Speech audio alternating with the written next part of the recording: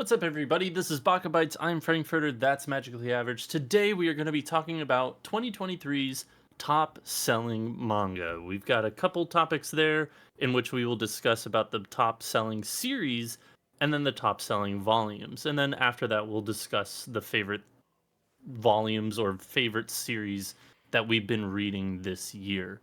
But to kind of just jump into it, uh, uh, there's a bit like it took us a while. It took us a bit because we saw a headline in which it was, "Oh my, Shonen Jump, they've been dethroned for top selling manga of the year," and we were like, "What? No, surely not."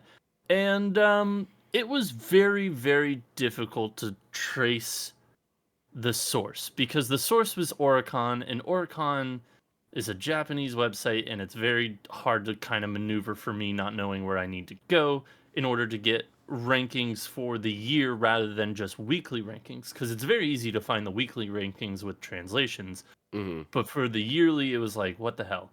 But after digging and digging and digging, we found a very like a reputable source that actually reported on it, that were like, you know what, we're comfortable saying that yes, Shonen Jump was dethroned by Kodansha. And specifically, the series that dethroned Shonen Jump was Blue Lock, Yep. which, if you've lived under a stone the first half of the year, was a manga that is about soccer or football, and it basically was the perfect timing with the World Cup happening this year. The anime came out in winter 2023. Mm. The World Cup happened when? Like in the spring? March or April. Something like that. So it's just like it just coincided, and it was like a perfect storm. And I don't know if you have the numbers on screen. Yeah. You do? Okay, perfect. I don't know. I don't have. I may Anyways, I may be half here, but I'm here. yeah, our little sleepy baby boy was on a trip this weekend, and he's toughing it out and being a trooper in recording with us today. But yeah, 10.5 million copies sold is a ridiculous number, which is also an interesting number after we talk about best-selling manga or like by volume later. Yeah. But 10.5 million is an insane number. 8.5 million for JJK, 7.1 for One Piece, almost 7.2. Uh, this one we had like a couple back and forths. It was like depending on who you looked at. It was Oshinoko at number 4 or Chainsaw Man. They hmm kind of were interswapped because it was so close. Yeah. But those two are the 4 and 5. Slam Dunk at 4.9 million, which we were discussing before the show. That is a wild number because Slam Dunk has not had a volume since 1996. The hmm original run was 1990 through 1996.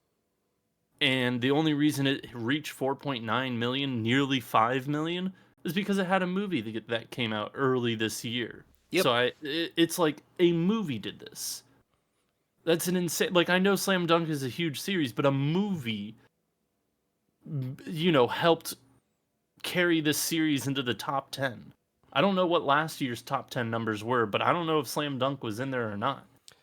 Um, Yeah, I don't know. You always see like we'll skip through Spy Family, My Hero, Tokyo Revengers, and then you have yeah, and Kingdom. Kingdom at the last one, Yeah, which, which I think Kingdom is another older series as well, if I'm not mistaken. yeah, So you always have like one or two of those, I feel like, in the yearly rankings, and it's for a number of different reasons. Whether it's like a random collab session that's popped up that's kind of revitalizing, or like the mangaka is creating a new series, and so their like previous ones get popular. Or in Slam Dunk's case, it's a movie.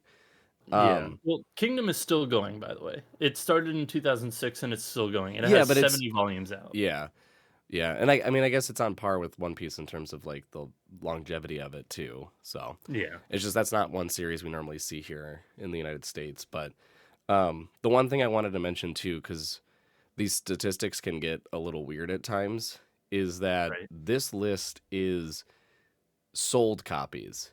Because you'll see a lot of lists at times where they say copies in circulation, which basically just means like that are available for sale. So I believe these are, according to the Oricon numbers and metrics, are the actual total sales for these series across all the volumes. Correct. So, Yeah. Which, again, is kind of insane to think about. I mean, first off, Blue Lock, it's not Shonen Jump. It is Kodansha. It's the first time I think the one maybe, other article said 23 years yeah, that it 20 was. plus years. Yep. Yeah, 20 plus years that Shonen Jump has had a stranglehold on best sales for a series. Yep. And that's just wild to think about. Well, but I Because, mean, but think about the well, series.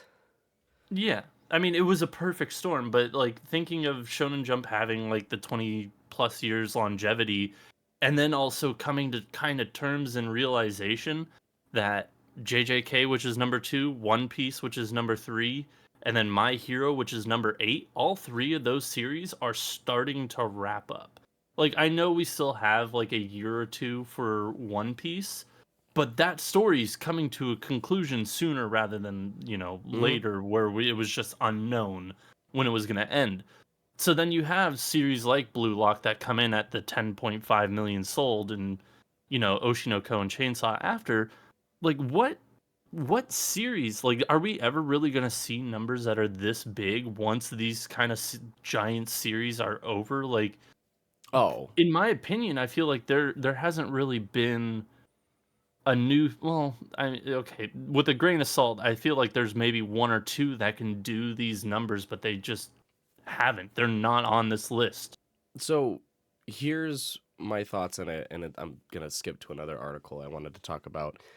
Is I partly agree with what you're getting at in that I don't know if we'll see numbers like this in the next few years, given that a lot of these very popular series are starting to close out. However, I do anticipate numbers kind of leveling and then going back up in some time once the western portion of the world finally gets these new series on Shonen Jump and Kodansha and Jump Plus actually like physical, like physical copies of them. Because there's a Yeah. number of new series on Shonen Jump that are, some of them are kind of just starting, maybe 10 to 15 chapters. Some of them are close to 100 that we still don't have volumes, or if any, we have one volume out. Like, We have two for Akane. And okay, that's the big one that I wanted to get at. And well, that's like one that I feel like would be a powerhouse, but this list does not show it. yeah. So what I want, but I wanted to kind of look at, and I'm showing it now, for all of those watching on YouTube in our stream, that the digital market is very much growing at a rapid pace. It is starting to decline. It's at an increasing, or it's at a decreasing rate at this point, but still climbing. Whereas the physical manga sales post COVID are now starting to drop down. But I feel like that's all generated from the fact that we're not getting these new series quickly. Like, we're not, if you look at Shonen Jump series that have come out, we have Akane Banashi, which has 2 volumes, which is great, but we're already at chapter 88, I think, for Akane Banashi. Either 89 or 90. I think we just hit 90. Yep. If not, it's 89. We have a Gokuro no Nagi, I think. Or Goku Raku guy? yeah, Gokuraku guy. We were just talking about it, and I can't remember the name. I didn't want to look on my phone awkwardly right now. I That's definitely looked at my phone. I'm sorry for looking down. that's a monthly series. It just came out with the 14th chapter, and each chapter is probably like 35-ish pages, I would think. And we don't have a volume of that. There's a number of newer series as well, like Shoujo Null, Wild Strawberry. Some of them are still fairly new-ish, so it's okay that we don't have a volume yet here. But we also don't have any word on when they are going to come out, or if they will come out in the near future physically. I think the only Yeah. new Shonen Jump series that is continuously growing and getting volume to volume is Kaiju number 8. And that's for obvious reasons, because I feel like that's going to be the next big staple Shonen Jump series that's going to kind of jump over the other series that are falling back on this list. So if we But go even back to then, the I top feel like 10, Kaiju. I mean, I've been reading Kaiju bi-weekly because it's a bi-weekly series. I feel like they're wrapping up the series as well. Like that I series is coming I'm to a close too. I don't think so. I haven't heard anything about it I wrapping am up. more than positive it is. I will double check it, but I'm pretty sure that one is also coming to an end. Yeah. But I to go back to the list though in the yearly rankings, I feel like looking at the top 5, it all makes sense, right? Cuz Blue Lock for when it came out in December or winter of 2023 was the biggest sports anime and almost depending on who you talk to, one of the bigger animes to come out that season even. Coupled with what you had noted that it was right around when the World Cup was and the Japan team actually had a miracle run for a little short bit in the World Cup, which helped too. But you had this really interesting take on a sports anime that I personally hadn't seen before and was really, really impressed by it. So I think it was like a perfect storm for Blue Lock in that there were plenty of physical volumes out in the US at that point too. There was the hype from the World Cup and then the anime just out as well. So you had like all these perfect elements coming together, which is why it boosted it. JJK, we still have the anime. It's still one of the most popular series right now and highly anticipated throughout the year until season 2 came out. And now everyone's depressed and wants to go hide under a rock. I have a friend that said if the next 2 chapters unfold like the fandom thinks they will, they're gonna drop the series because the author is just Scorched oh Earth. boy, Yeah. yeah. One Piece, obvious. Oshino-ko, the creator of Kaguya-sama. Kaguya-sama Love is War, like immediate. I don't. I when the first episode came out, I don't think you could go on social media like hours after without seeing something, Yep. like clips or reactions or whatever. Yeah. Chainsaw Man again, obvious, just from the standpoint that it was again one of those highly anticipated series. Given it was being done by Mappa, the animation looked insane. The story, for those who had read it, were just wanting it to be actually in an anime form. So those top 5 make sense. The problem, I though, the problem is that right now with all these new series, we don't have those same elements in play yet. And I think that's where this slowdown period is going to happen. Is that once My Hero starts to wrap up, once Spy Family starts to wrap up, and One Piece starts to wrap up, and then who knows if Jujutsu Kaisen when that's going to wrap up. For everyone's sanity, I hope soon. um, like those new series that are going to take their place, it's going to take a long time because unless you're reading it on the app, you don't have anything really to gravitate towards because there's no anime yet. There's very few, if not any, physical volumes out to go buy either. Right? yeah. You really have Kaiju number 8 and Akane Banashi. I mean, that's it. So I would argue the third one, which is another monthly series, is Shoha Shoten, but I'm just a bit biased because I think it's amazing, but I feel like not a lot of people will like really read it because it is about like it is kind of niche. It's about comedy as well. It's about writing and doing stand up.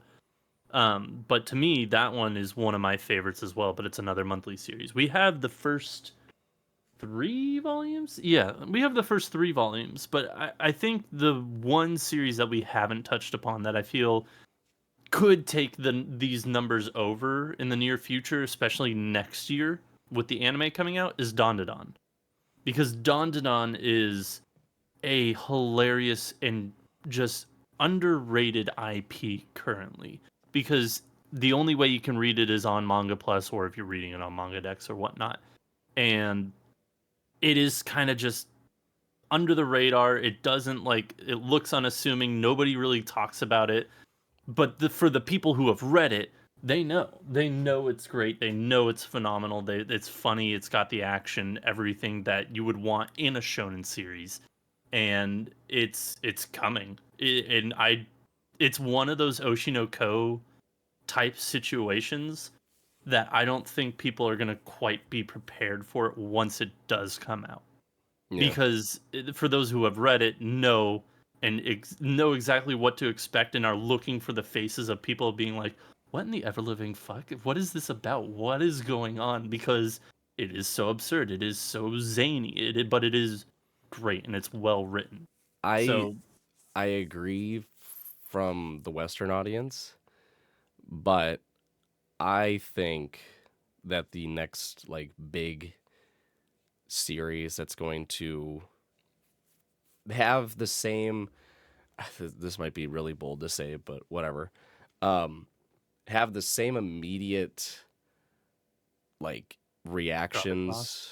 reactions, just like the immediate impact it's going to have for anime fans around the world, similar to that of like Demon Slayer when Demon Slayer came out and it was like a national treasure in Japan and it just immediately flooded over into the US.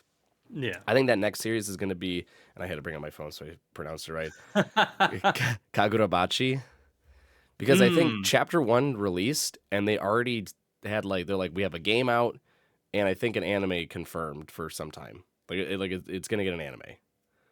Yeah, Like Kagurabachi is one that I've been reading since like week 1 for Shonen Jump, and same.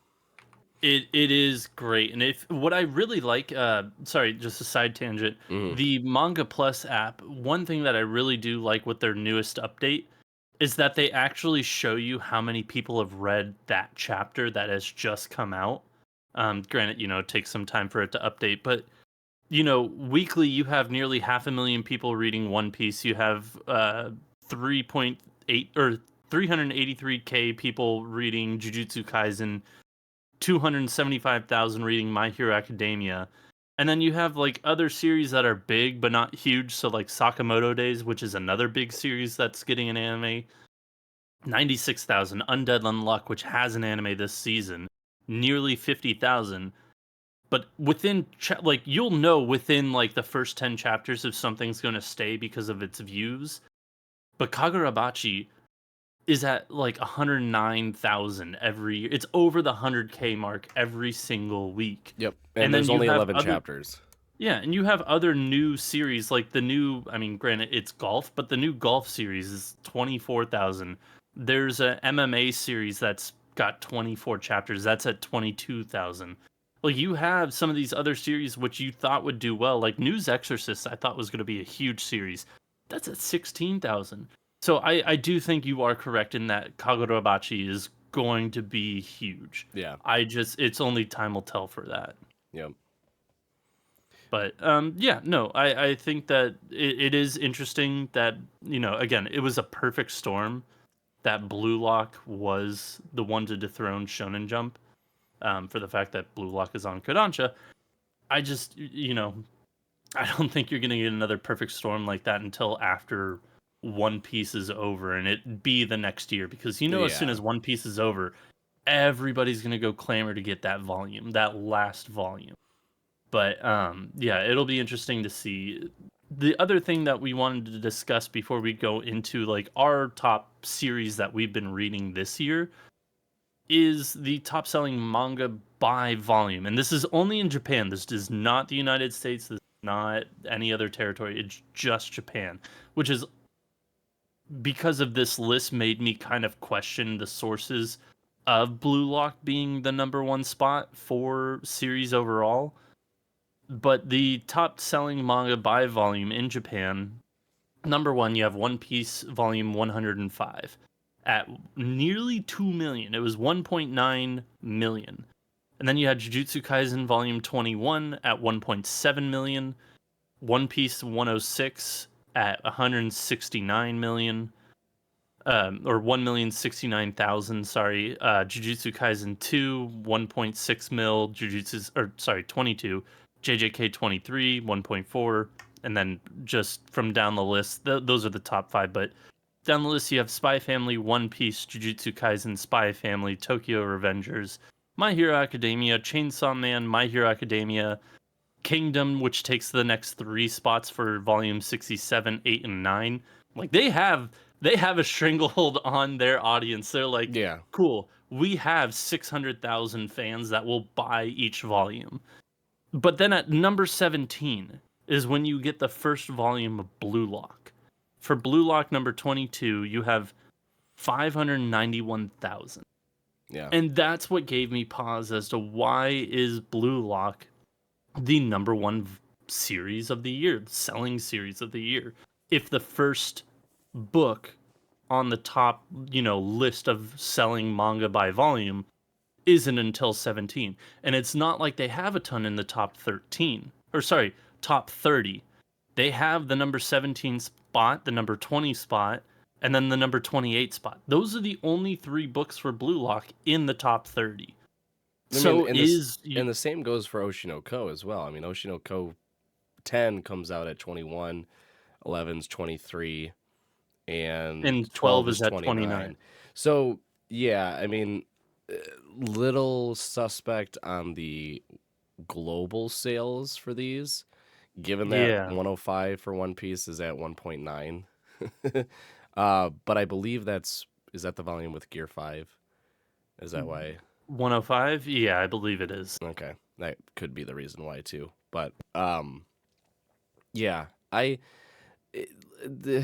it's a little weird, especially since Jujutsu Kaisen is you have 3 volumes in the top 5. However, again, I will say that with Blue Lock, I although kind of doubt the statistics a little bit, but again, everything's coming from Oricon, which is a highly reputable, as even this from Anime News Network quotes Oricon. I That's think there's, where I they think, got that's where they got their list for the top 30. yeah, yeah, and I will give full credit to Oricon. I think the statistics are right. Again, with Blue Lock, I think it was a perfect storm because, and we were talking about digital versus physical before. Kodansha's app is the worst. Awful. It sucks. Awful. I downloaded it the first day it came out and used it twice, and then I've never touched it again. Oh, I Like, finally uninstalled it like 2 weeks ago. I I kept think getting my freaking phone, notifications, and I'm like, I'm done with this. I don't yeah, want this. I think my phone automatically uninstalled it because I just haven't used it ever. Like Yeah. that app is awful. So with a lot of these being, with this list that we're showing right now being just the Japan sales, like again, One Piece, Jujutsu Kaisen, Spy Family, Tokyo Revengers, My Hero, Chainsaw Man, all of those being in like, within the first 15 or so, and then Blue Lock at 17, it Yeah. almost makes sense because I feel like if you're in the US, you're buying the physicals of Blue Lock because you're not dealing with Kodansha's bullshit. But like One Piece and JJK and Spy Family and all of those series, you're just reading on Shonen Jump because it's like what, $4.99 a month to just read. Not even. I think it's like $4 a month. Yeah, $3.99 or something, whatever. Yeah, like you're just reading them for when each Pennies. chapter comes out, exactly. So it's like, why would I go out and buy the physical? Now there are people like you and I that will, like Yeah. I'm reading Akane Banashi on Shonen Jump, and I'm also went out and got the first volume when it came out because I love the series so much. But I don't think there's that many people like that here, on the western side of the world that do Especially that. also because like the people, not to like out us, but we are on the older side of the demographic. We are. I know we are the old men of manga. That's a fucking good tagline. The old men of manga. No, Staring at my phone too long gives me a headache. yes, but like to be fair, like we are the older people. Like we have the disposable income to go and buy the books. Like I just bought My Hero number 36, which just came out. And I think it was Jujutsu Kaisen number 21 that just came out here too. I bought both of them. Have I read them? Hell no. I will one day. But like you also have to think that the demographic for this stuff is young adults, young teenagers to young adults. Not all of them have disposable incomes available to them to buy these books. So yeah, read them digitally for a much cheaper price is definitely the go-to route. So it Well, is. and that demographic is, I don't. I always hesitate to say these things because I know people are just like, "How the fuck do you know? You don't live in Japan." I just through online sources and just through I traveled to Japan a few times and I've actually had the opportunity to interact with people for a long duration on public transit systems and things like that. You see a lot of people reading physical volumes of of different series, and I will say that in my travels around Japan, on the subways or the local trains or wherever, you do see a lot of people reading manga, and those people are all sorts of demographics. They're young, old, male, female. Like some of them are like the Tokyo businessman look, cracking out the Attack on Titan volume. Some are the preppy high school boy or girl that you're like, oh yeah, it makes sense that you'd want to read like a manga series, right? Some of them are like the mom going out to go grocery shopping. Like it really spanned it. Like that's kind of the beauty of this industry in Japan, is that it's not secluded to just one demographic. It's Yeah. very widely expansive and open to anyone, which is why they have so many different like series that are tailored. Like people always make fun of like the series that are like very specific. Like worked a 10-hour shifts job for 2 years and then got reincarnated into a slow farming life. And it's like, oh my God, if I only could do that. I work 80 hours a week. You know what I would give to just go into the slow life and till the land and gather corn. Like I'm tired of this, Grandpa. Well, too too damn damn bad. bad. Like it's for different demographics of There's an people. audience for it. It's Yeah, the same yeah, thing yeah, with yeah. like podcasts. If you have a niche, if you have a thing that you like, somebody out there also likes it, Why do you for think we do better or for this? worse. Exactly.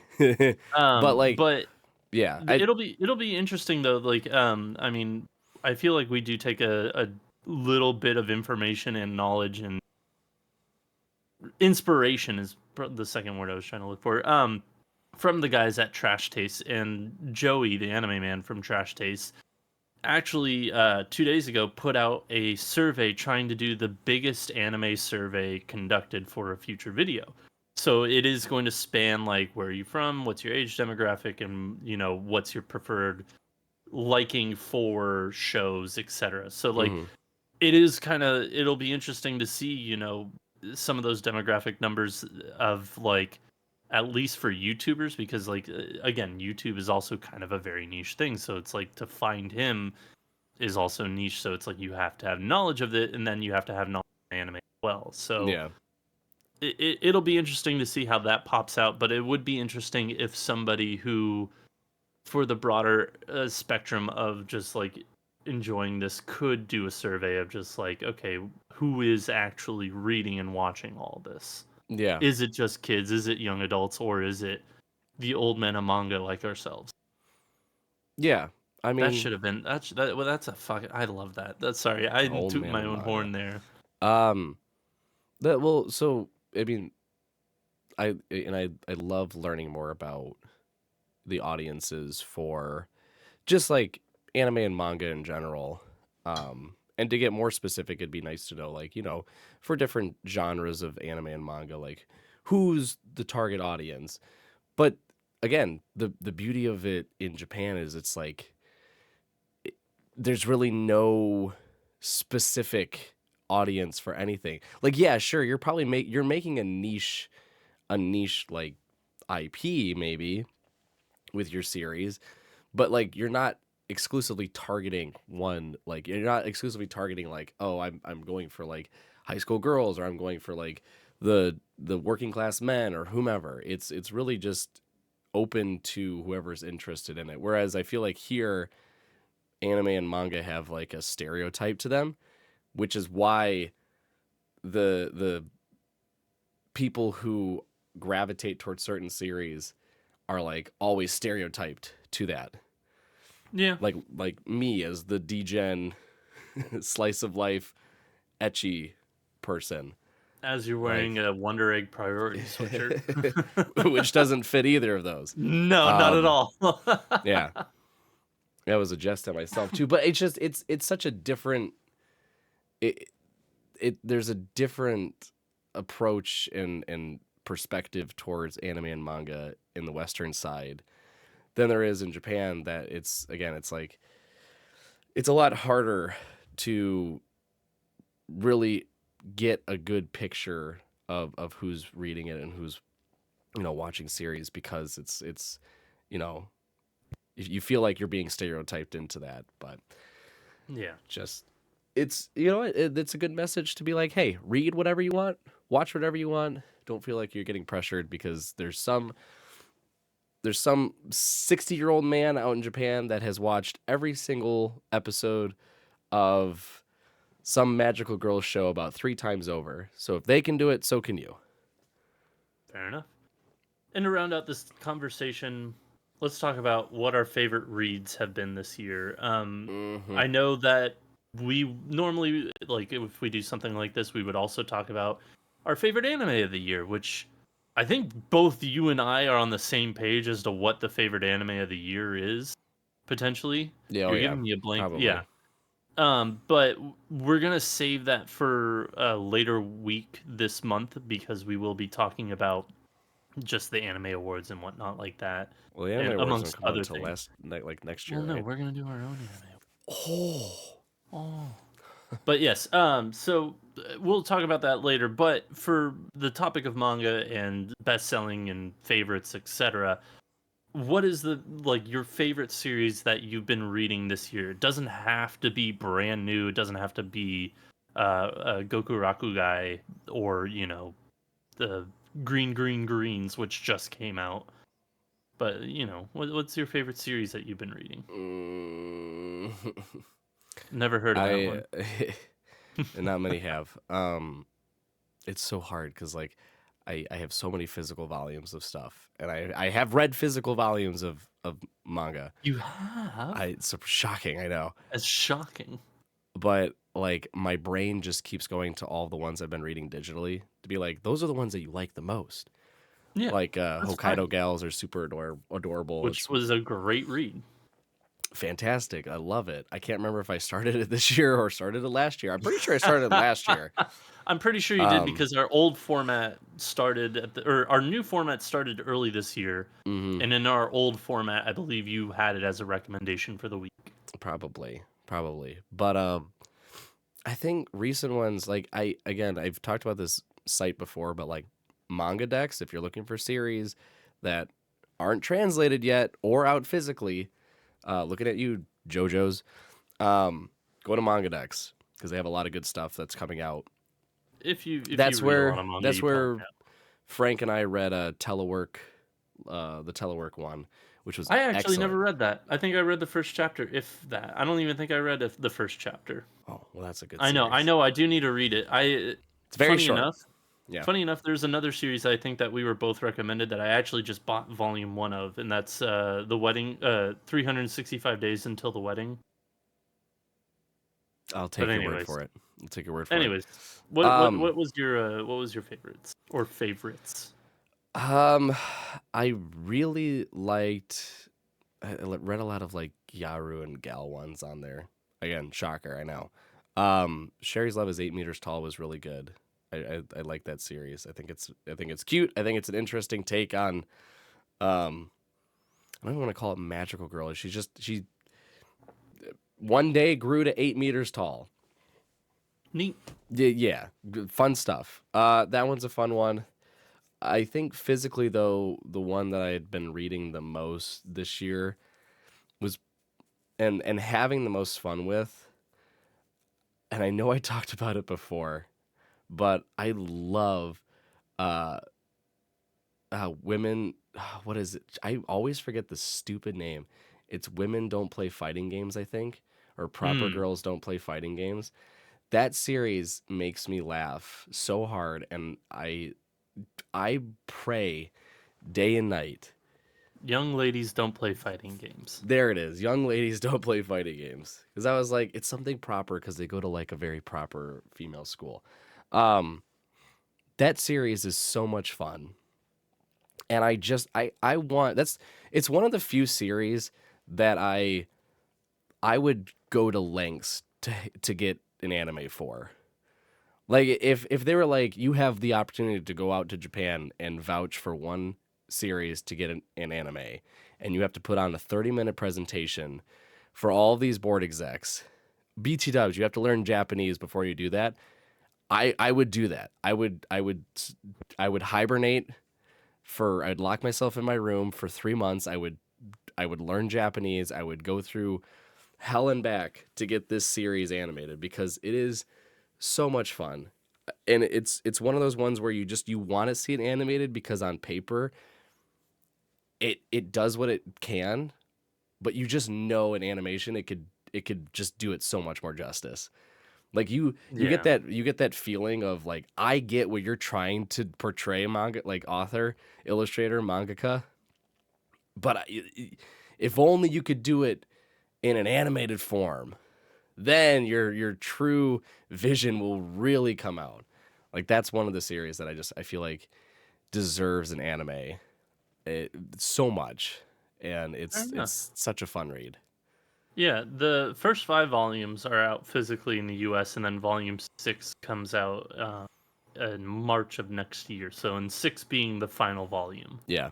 If So, if you enjoy video games, but more specifically if you enjoy very crude women talking and like putting each other on blast for being shit at video games, oh boy, you're in for a treat. fair enough. For me, I've been reading a lot digitally, but that's just on like Manga Plus and you know, Shonen Jump. Manga Plus, I think there's one really underrated one. I don't know the exact title because it's such a weird one. It's like I know if you I'll say the character and it's in the title and I don't know what the full title is, but it's Shibata-kun. It's basically just like a horror kind of series where a guy befriends a kid, like he finds a kid buried under a cherry tree just with his head sticking up above the ground, unburies him, becomes best friends with this kid, but nobody else can really see this kid. And they watch movies together and they love movies. And then one day they have a disagreement about a movie or they have a disagreement about something. And basically, I'm doing a horrible job at explaining this. Long story short, they had once told each other like this is what we should make a movie about, and it's about killing their whole like class of kids except for them. Like they, yeah, I don't know because they This didn't is fit Dead in. Man Wonderland? Yeah, right, but then like flash forward 4 years later, like the Shibata kid disappears and then reappears once just randomly and then has clones and clones and clones of himself and starts just massacring all of like Japan or Tokyo, like as if but like filming a horror movie. It's really, I'm doing it no justice. It's one of those interesting reads and I'm like, I've seen nobody talk about this, but I enjoy it every 2 weeks that it comes out. But I will say my favorite thing that I've read this year and had the most fun with, and it took a while for me to actually have a good time with it, was Delicious in Dungeon. And it's getting an anime in January, and I can't wait. But it really took about like 3 volumes of reading Delicious in Dungeon before I was like, okay, I get it. I understand the appeal. I fucking love this. It's such a like it is like the basic of adventure stories of hey, let's go say, we're in the dungeon, shit's gone wrong, there's a dragon, one of the party members teleports us all out of the dungeon, let's go save her. That's like the basic of basics for the story of like why we're diving into the dungeon again. But because they're so broke, they can't afford food or equipment. Well, they have equipment still, but they can't afford food. So what do? They decide to start eating the monsters in the dungeon, which is unprecedented. It's looked down upon. You are a fucking weirdo if you do this.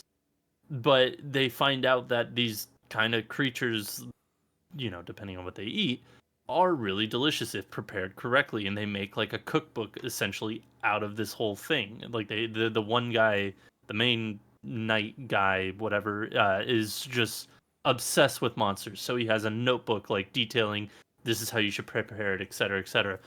It is such a good time. It is so vanilla in the sense of like it's so unassuming, but it's so different because I feel like that kind of topic hasn't been really tackled of just like let's just eat the monsters. because you'll have adventure series where it's like, oh, we got to defeat monsters. Oh, we got our rations, or oh, we went fishing. We could eat the fish. It's like, no. How do you kill and prepare a kelpie? How do you do that? Like it's just so interesting and fun and a different take on an adventure and a dungeon dive that I thoroughly enjoyed it. And then by the time where the series, which ended this year, by the time it ends, there is a full roundabout, not roundabout, there is a full story that comes, to a conclusion that is satisfactory with me as the reader. That I was like, you know what, I fucking loved it. It was a brilliant, brilliant series. And I cannot wait for this anime, which comes out in January, because not only is this series, in my opinion, fun, the characters are great, I can see the music being phenomenal, but it's being animated by Studio Trigger. And Trigger is, like, for better or for worse, is my favorite studio by far. Like, they've done Kill la Kill. People have their feelings about Darling in the Franxx, but I enjoyed my time with it despite the many shark jumps near the end. But Kill la Kill, Darling in the Franxx, technically not them, but it was all the people that did it. Gurren Lagann, fucking love Gurren Lagann. And then they have other series that I've yet to watch, but I know that a lot of people love, like Little Witch Academia. So to me, I'm thorough. Oh, and I would be remiss if I don't mention the movie Promare. Promare was fucking phenomenal. I loved it. But yeah, to me, Delicious in Dungeon. If you haven't read it, you may as well wait the month for the anime to come out on Netflix. But if you really want to check it out, highly suggest it. It does start a little slow, but once it ramps up, you can't put it down. It's so good. It's what they call a page turner.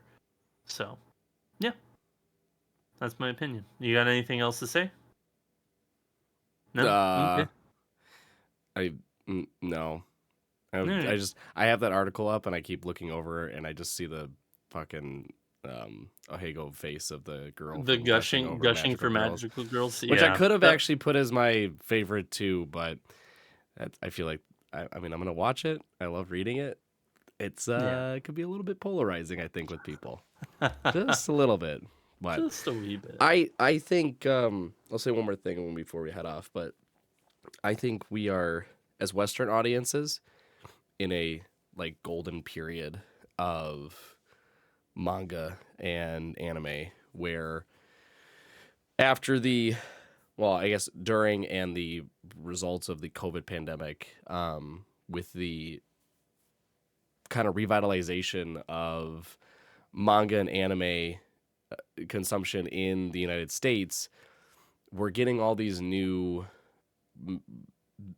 places to read, places to watch, and it's really refreshing because I do remember a time when it was hard to find shit to watch, it was impossible to find shit to read, and you just kind of stuck with whatever was mainstream from Japan.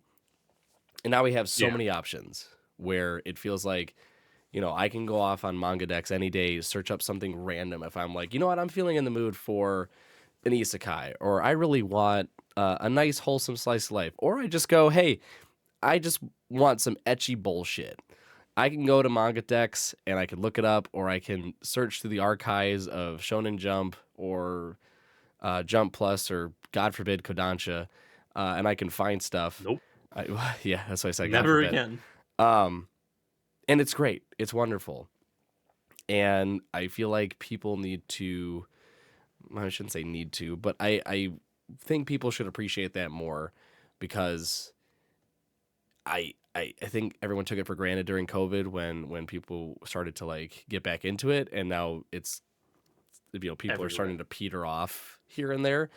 But I just keep it alive. Like I like the availability of all these different medias. I like having access to a lot of these different sources for new manga and new anime, and I think that comes with having the anime and manga uh, the market here in the western side of the world stay alive and keep thriving. So, there is something out there for everyone. Yep. Go find your niche. I can promise you there's a manga for it. There might even be an anime for it, and just keep it rolling. All right, it's something for you. I was getting into a conversation with over the weekend with my uncle and cousins about anime and manga.